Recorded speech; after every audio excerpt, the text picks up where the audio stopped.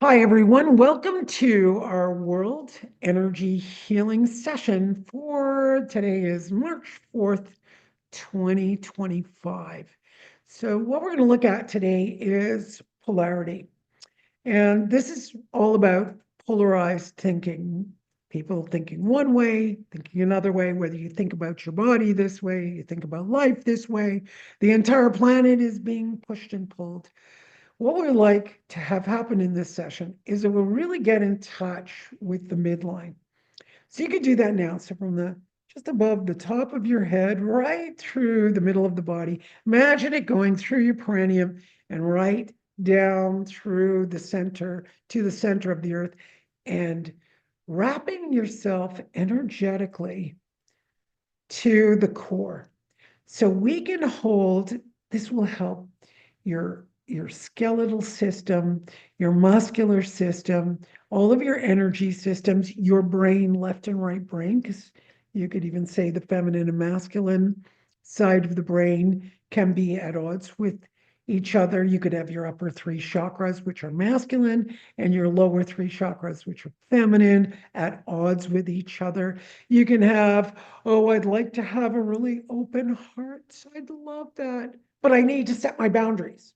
Oh, but I want to have a really open heart, but I need to set my boundaries. Right away, those two are in conflict. I'm not saying no boundaries, and I'm not saying closed or open heart. It's to have this expansive heart, and within that heart, have clear compassion to be able to say no when you need to. You don't need to set your boundaries. You just have a boundary depending on how you experience what's going on in your body. So I was talking with the group about overwhelm and overload. So when we experience something overloading our senses, what do? Well, you take a breath and you figure out what is the best thing for you. So if you're surrounded by loud noises and loud music, nice deep breath. Let me get away from that loud noise and that loud music. But when your brain says, but my friends are here and I shouldn't leave, it'll be rude of me to leave. And what if I leave and they don't speak to me again? I'm going to lose my friendships. I'm not going to have my friends because they love loud music. Now you could be in overwhelm where you're making all these excuses for not and go straight into your heart with this not taking care of yourself. So we go straight into the Atman, the right atrium of the heart. We can't really touch that area, but you can experience the self with a capital S. And that self can have lots of karma in it that needs to come out. So we'll do a little, this is going to be a world karmic session, but let's pull out war from the heart. So we've all, at some point, even if it's in the mitochondrial DNA coming down from the history of our family, there's been war, there's been battle, there's been conflict. But I'm using literal war, where there's death and dying and bloodshed in our in the actual soul that resides in your body. So however that's going to come up, even if it's, simple conflict. And we're going to pluck some of that out of the heart. So one of the things that I do is I get the three brains operating using these formulas. So I'm just going to do that now. And I'm looking at the entire, like, the head, the heart, and the gut brain of every single person on the planet. Whoever wants to receive it, though, I can't force anybody, or no, I don't make anybody do this. This is only if you're willing and want to receive it. Yeah, I'm already feeling the heart center being compressed and suffocated as I experience all the times in which my soul and the souls on the planet died because of conflict, died because of, well, one of my favorite anonymous quotes is, "What weighs nothing and can start a war?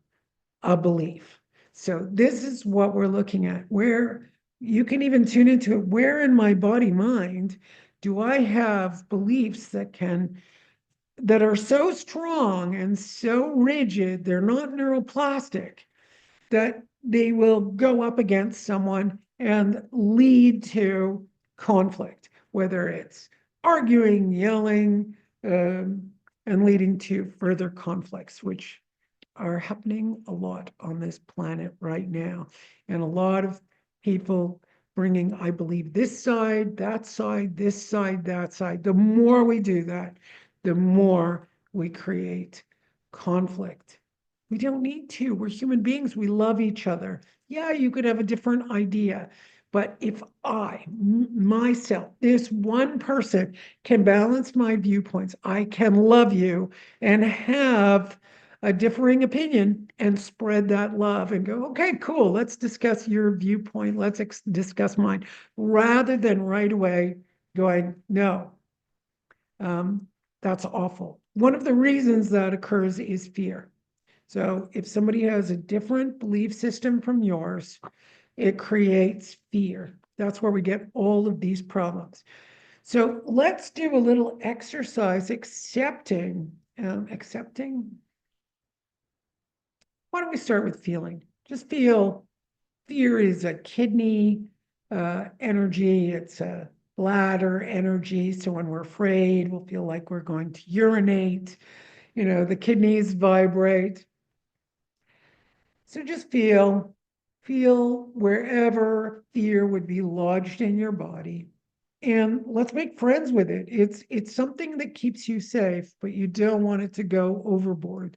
You don't want it to start to be afraid of something that weighs nothing, a belief. It weighs nothing. It is just a belief. We don't need to start going nutso over a belief. We can listen, we can hear, we can give our different viewpoints. We can even become emotional about it. But it's not what is going to divide us.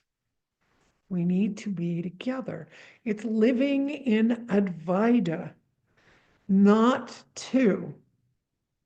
So I know I experience love of all humanity, and then I could still be angry with a friend.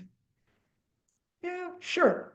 Of course it can, but that doesn't mean we don't love that person. We don't care for that person.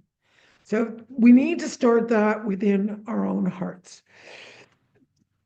All right, so I'm just going to bring that down through the midline. We're going to connect Father Sky, Mother Earth, two contradictory points.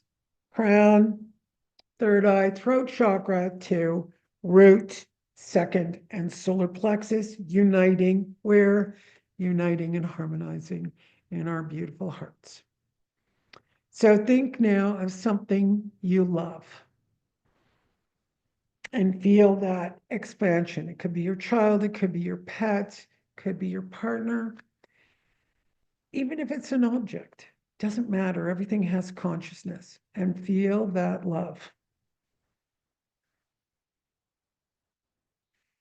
Now imagine that love descending down, I'm already gurgling, into your stomach.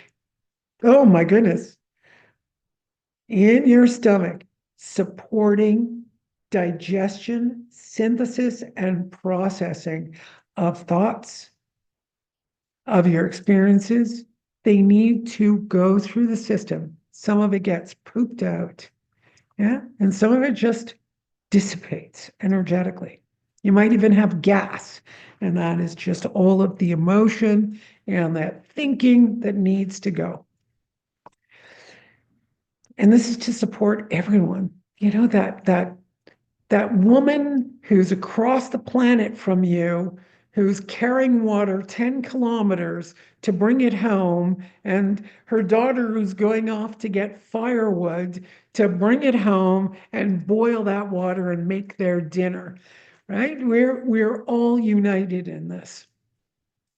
No one is separate.